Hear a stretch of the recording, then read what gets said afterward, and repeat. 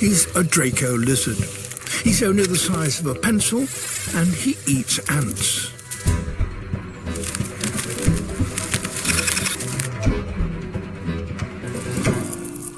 This one tree could provide him with all he will ever need. A conveyor belt of food. It's a perfect place to settle down.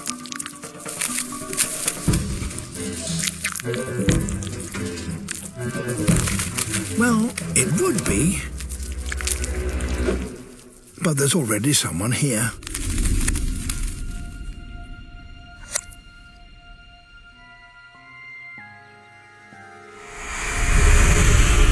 This larger male is the tree's owner, and Dracos don't share.